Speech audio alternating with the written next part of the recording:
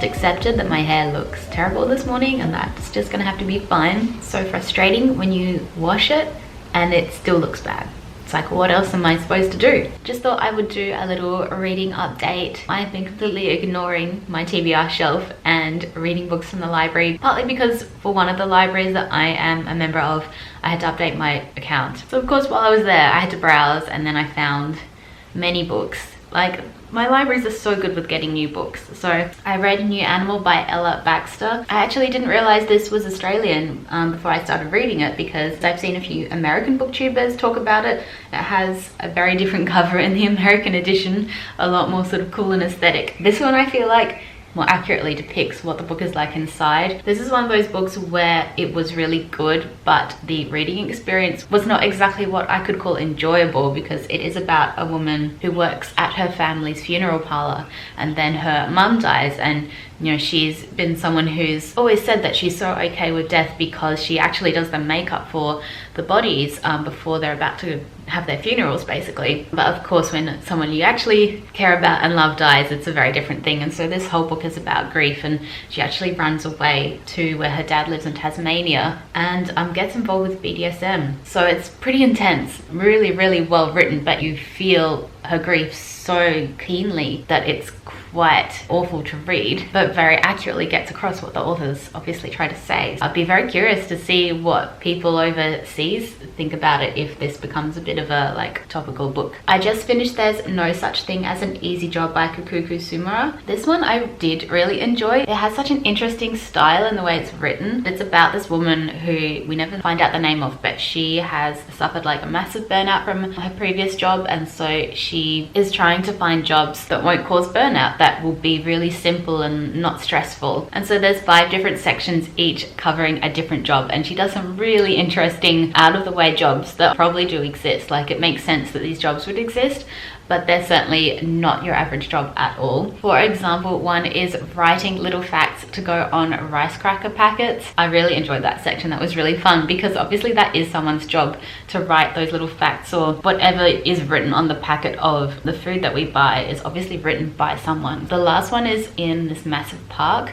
where she basically just has to like stay in this hut all day and then go out and sort of map the park, because it's so big, like they need help mapping it, which sounds really ideal to me. I would love that job. On each job, something happens that makes it more involving and slightly more stressful than she initially thought, and she just gets really involved in the jobs or in these other things that are happening. Some kind of very quirky, almost magical realism stuff happens a little bit. It's written very matter-of-factly. It really feels like this woman is just writing down her thoughts. A lot of it actually made me laugh out loud as well, because she can be quite blunt in places. It's more showing than telling you its ideas around the workplace and burnout and that kind of thing. But it does really make you think about your relationship with your job, and how it doesn't really matter what job you're doing, whether it's your dream job or not, because it's something that we have to do generally every single weekday. You get heavily involved in it in a way that is not understandable to like your friends and family who don't do that job, and you get really close to your colleagues in a particular way because they're the only other people who understand the exact job that you're doing. In that respect, I felt like it very accurately portrayed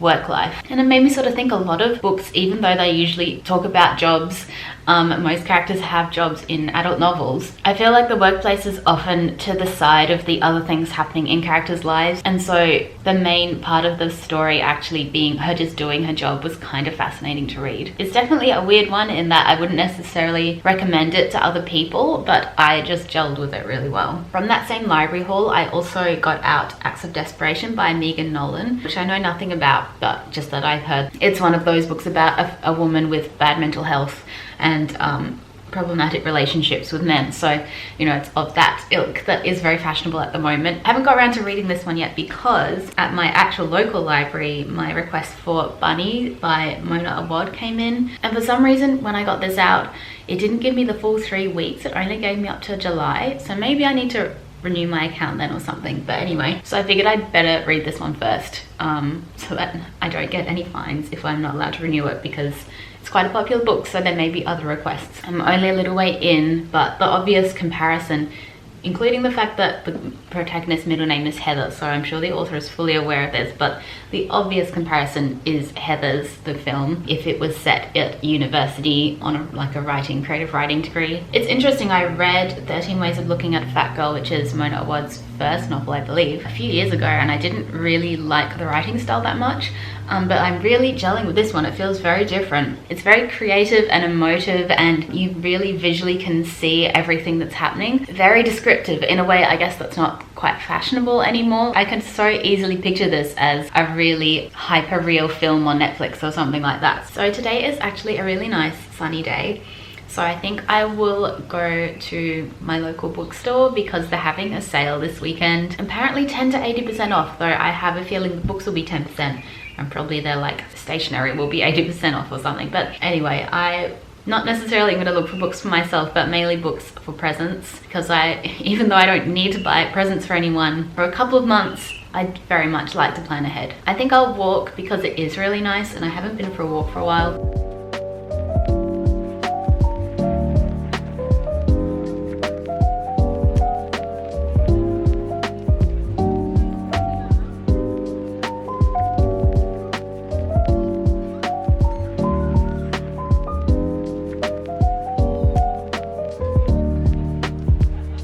I was going to try and film like more inside the bookshop yesterday, but it was so busy and I got too self-conscious about it. So I just managed to get like a tiny clip of the outside that you saw. The sale promised like 10% off store-wide and then like further discounts. But I have to say the actual discount table was the tiniest thing I've ever seen. There were a few books on there for like $10, but just nothing that I actually wanted to buy. I did end up buying 3 books though. One of them I can't show you because it is a present, but I did treat myself to a couple of books just for me. I got Either Or by Elif Batuman, which I didn't realize until I saw Alex's video review of this that it's actually a sequel to The Idiot, which makes it even more exciting because I really enjoyed The Idiot. I don't like this cover quite as much as the American one, but I think obviously what they're doing with this one is trying to make it match the first book, which makes sense, but then it's not going to match the one I actually own because the one I have is quite small. It's actually up here. Yeah, so the one I own is like a tiny little one and this looks so big next to it. But that's okay. But yeah, they're obviously trying to match the 2 books with the covers. And I'm excited to read this. I won't be able to get to it right away because I have other books I have to read first, but I can look forward to reading that one soon. And then I also got this copy of The Bell Jar by Sylvia Plath. I already own this book, but I wanted to buy this solely because I prefer this cover so much compared to the one I have. But looking at it now, it's really not that bad.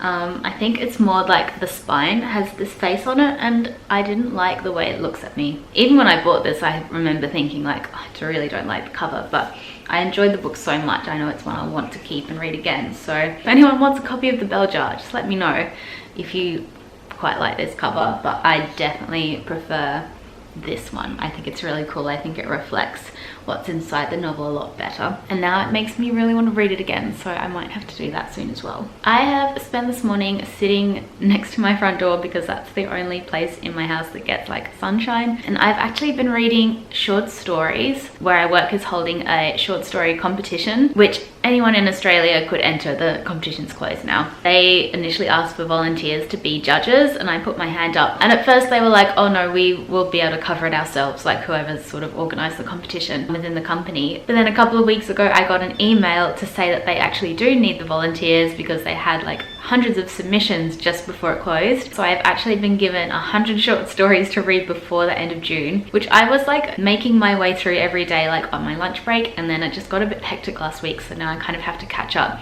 So I've been reading those all morning. It feels very powerful reading these works of fiction that people have written and created and submitted, and I have the actual power to be like, yes, I like this one, or no, this one doesn't get a pass. It's really fun, but also feels like a lot of responsibility. I obviously don't get like the final say. The volunteers are just there to narrow it down to a final amount that the sort of official judges can then go through and find an actual winner. I've been actually really impressed with a lot of the quality. Like I found a few that I'm just like 100% yes, they're definitely going through, which is really cool. So that's what I've been doing this morning. And then Now it is after lunch and it is again a lovely day, so I think I will go for a walk to the park and take a book, and if I can find somewhere to sit, I'll sit and read my book for a bit. But sometimes all the seats are taken up and I just keep walking and then I come home. But regardless, I enjoy a walk. I will listen to my podcast. It will be a good time.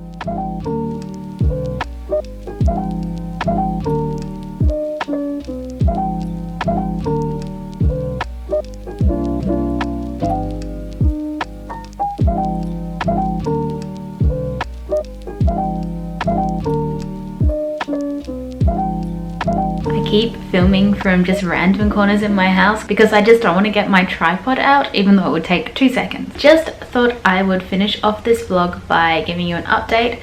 I reached page 162 in Bunny, and I think I'm going to DNF here, which is such a shame because it started off so promising, but I'm just finding it really repetitive. I'm finding all the italics very annoying. I don't really get the point of it. I'm not really sure what it's trying to say, aside from sort of satirizing the way that people who work in like creative writing at universities talk and speak about creative writing.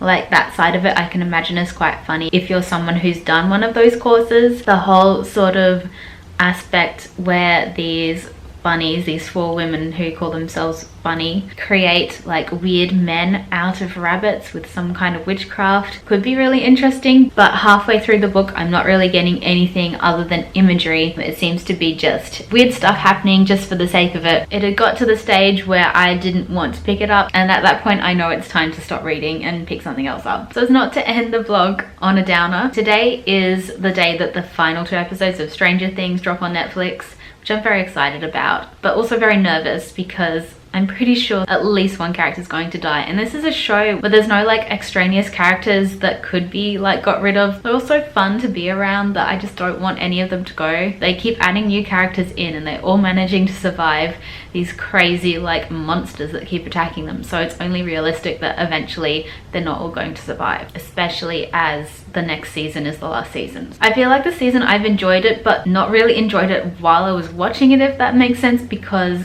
it's much scarier than the other ones. It's kind of lost a bit of the fun because it is trying to be scarier, which I don't think is necessarily a bad thing because we've already had so many seasons of the show. So you want them to change it up a bit. I'm like sitting there for an hour and a half each episode with like my nerves on the edge the whole time. So it's quite a stressful experience, to be honest. While I'm talking about TV shows, season 2 of Only Murders in the Building started on Tuesday, which I'm very happy about. I adore the first season of that show. It's like part of the revival of like the cozy murder mystery, and by revival I mean revival of it in like TV and film. Obviously in book form it's kind of always been going. Such a fun show. I'm obsessed with Martin Short. I love him so much, and like the whole trio of him and Steve Martin and Selena Gomez are so great together. Another TV recommendation that I actually finished a couple of weeks ago, I think it was now, is the TV version of Everything I Know About Love, which was the memoir written by Dolly Alderton. I actually like read about a page or 2 of that memoir and then put it down being like, this is not for me. The TV show is an adaptation of the book in that I believe it follows some of the same things that happened to Dolly Alderton, but she's changed the character names and she's invented a lot of stuff as well, and I actually really enjoyed it so much. It follows these 4 24-year-olds living in London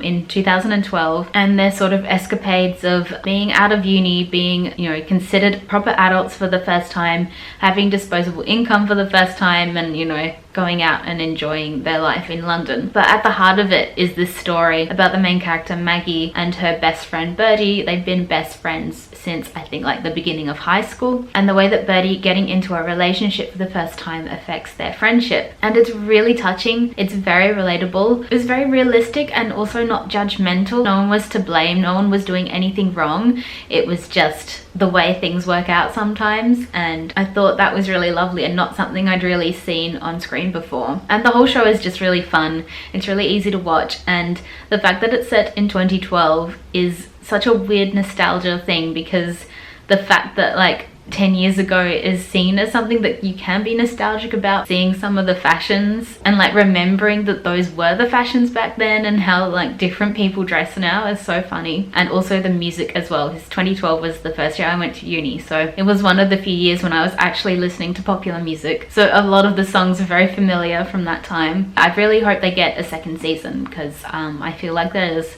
a lot more of the story of the characters that you could tell. That's some little impromptu TV recommendations. I'm going to finish the vlog here. Thank you so much for watching and I will see you next time. Bye.